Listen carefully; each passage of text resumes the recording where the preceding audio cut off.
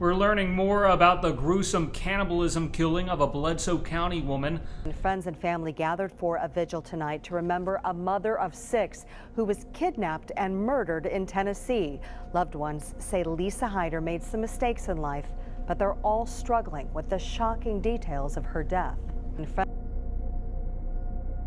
Lisa Marie Hyder was 36 years old, a mother of 6 children, who by every account doted on every one of them. She'd been married to a man named Charles for 6 years. They'd divorced about a year before any of this began. But not the way a lot of divorces go. There was no bitterness left between them. Charles was still the person Lisa called when things went wrong. He was, in his own words, the one who usually showed up to rescue her. But Lisa was carrying something else too. Something most of the people around her didn't fully grasp the weight of. She'd been diagnosed with cancer.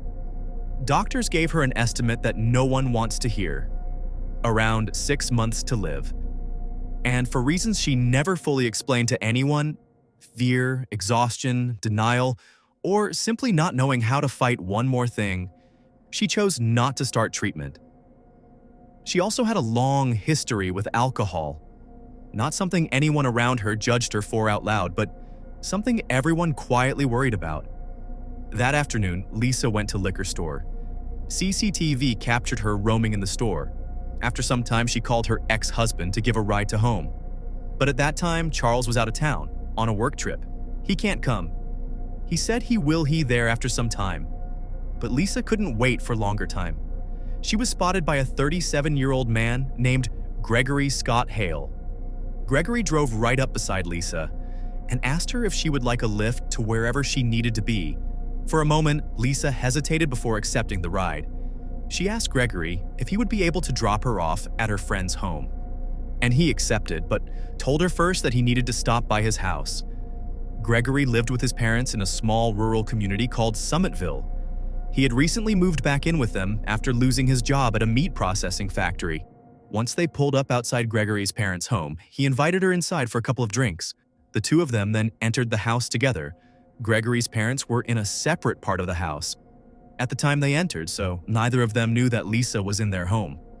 With Gregory, the two sat together, drank and conversed for some time. They eventually began to kiss and entered Gregory's bedroom. Then two of them had sex. After they finished, Lisa drifted off into a sleep. Once she was asleep, Gregory got out of the bed and crept over to his cupboard and grabbed his machete. Gregory turned and walked back to the bed and stood over Lisa as she slept. He then raised the machete and brought it down upon Lisa over and over again. But Gregory was not quite done yet. After killing Lisa, he went and retrieved a number of buckets and began to dismember her body, taking photographs on his mobile phone. As he was doing it, he placed pieces of Lisa's body into the buckets and began to cut off pieces of her flesh and consumed it. A couple of days passed, and on the 8th of June, Gregory carried Lisa's torso and the buckets to the garden of the house and planned to dispose of Lisa's body there. But then Gregory did something extremely strange. His next-door neighbor had a digger, so he went over to their house, knocked on the door, and asked the neighbor if he could borrow his digger. The neighbor asked what he would be using the digger for, and Gregory replied by saying, "I need to bury a body." The neighbor just let out a laugh, believing that he was making some kind of joke, but then realized that Gregory appeared to be serious. He then asked the neighbor if they would like to assist him in hiding the body, to which they declined, feeling unnerved by this strange admission. The neighbor called the police and informed them that a murder may have taken place. The police arrived on the scene. They knocked on the door and were greeted inside by Gregory's parents. They entered the home and found Gregory asleep on the sofa. The police went into the garden, and the neighbors' fears were confirmed. They found the Chad remains of Lisa's torso in a burn pile and her other body parts in the buckets nearby. Investigators also found Lisa's heart in the neighbor's garden, as he had thrown it over the fence. Gregory Scott Hale is arrested on the spot. He's charged with first-degree murder and abuse of a corpse. Bond is set at $1.5 million, an amount that leaves no doubt about how seriously the county is taking this case.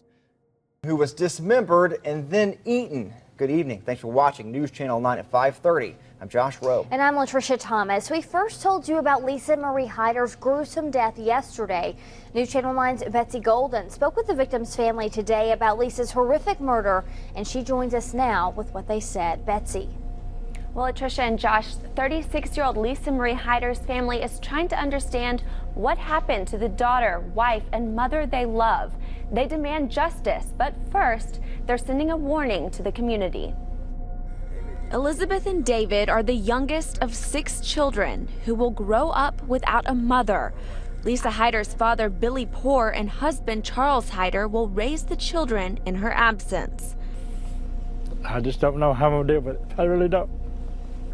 Both still in shock, grieving, and trying to understand why Lisa is the victim of a horrific murder. Charles says he missed a call from Lisa around 2:30, but when he called her back, her cell phone was dead. He says Lisa visited the liquor store after making that call and that she had already been drinking. While there, she met 36-year-old Scott Hale. She loved everybody. She was friendly with everybody. That's what I'm saying. She never met a stranger. I mean, she did. She really did. She trusted people with all her heart. Hale offered her a ride to her friend's house, and she accepted. But she never made it. Investigators say Lisa was killed and dismembered at Hale's home. Then the killer admitted to eating parts of her body. Her hands and head were placed in one plastic bucket, her feet in another, her torso buried under a burn pile. My daughter should not have been butchered and mangled the way she was. Justice needs to be done here. I want the death penalty, nothing less. Oh, God, I want to get this guy so bad, but I know I can't do it. God's going to handle him. Lisa's father is using their family's nightmare to send a message to parents. And these parents need to watch, and these kids need to watch. Don't trust people. Don't go by yourself. And tonight, Lisa's 2 young children will call for their mother like they do every night before they sleep. Can we call Mommy? Can we call Mommy? I do, but it don't do no good. And we tell them that she's with Jesus in heaven. And Scott Hale was arrested on murder and corpse abuse charges. His bond is set at $1.5 million. His next appearance before a Coffee County judge will be June 23rd.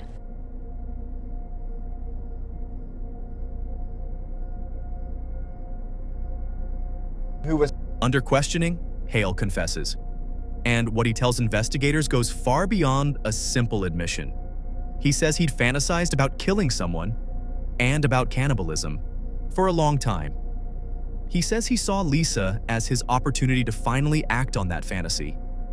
He connects what he did to his obsession with Richard Ramirez, the serial killer known as the Night Stalker, the same man he'd publicly mourned on Facebook, the same identity he'd tried on for himself online.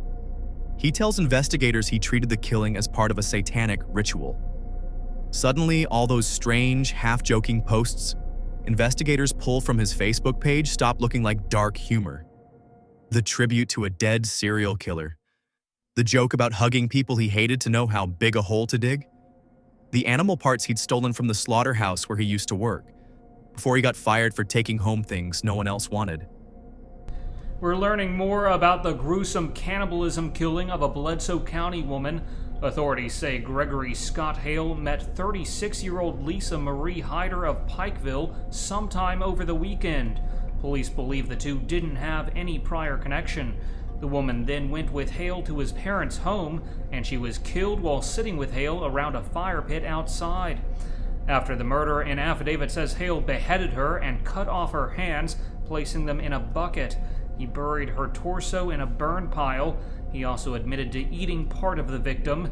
Hale tried to get an acquaintance to help him dispose of the rest of the body, and that man told police. Hale has been charged with murder and abuse of a corpse. He's being held on a $1.5 million bond. He'll appear in court June 16th. None of it had been a joke at all. It had been a plan, hiding in plain sight for anyone who'd cared to look closely enough. News like this doesn't stay contained to a police report. It moves through a family like a shockwave. Charles Hyder, Lisa's ex-husband, later told reporters something that would stay with him for the rest of his life.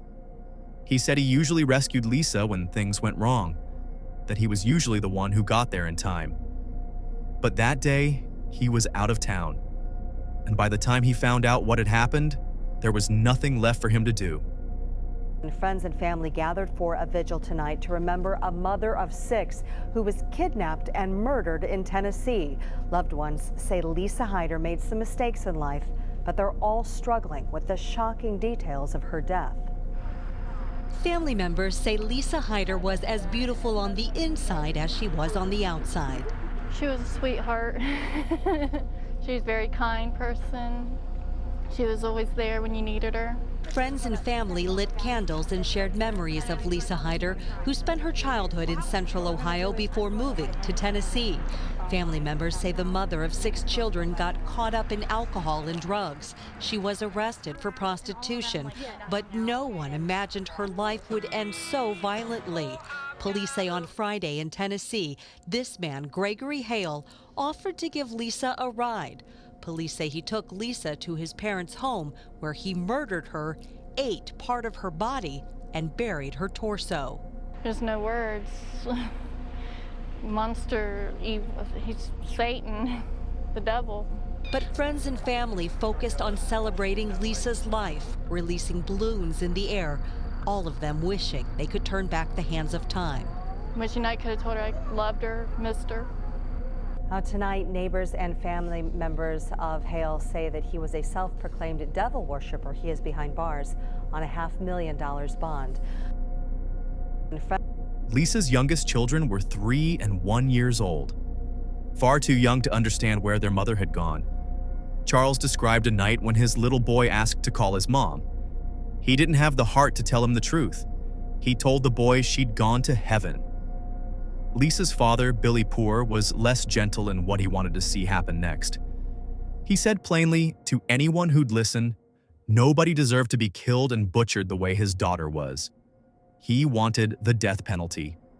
Before this case could go to trial, the court ordered a psychiatric evaluation, a formal question of whether Gregory Hale was even competent to stand for what he'd done. He was found fit. In 2015, before Judge Craig Johnson, Gregory Scott Hale pleaded guilty to first-degree murder. District Attorney Craig Northcott told reporters what the investigation had uncovered about the man behind the crime: a deep fascination with the occult, a self-identification as a Satan worshiper, and evidence gathered from his home and his computer showing fantasies of killing and cannibalism that had existed long before he ever met Lisa Hyder.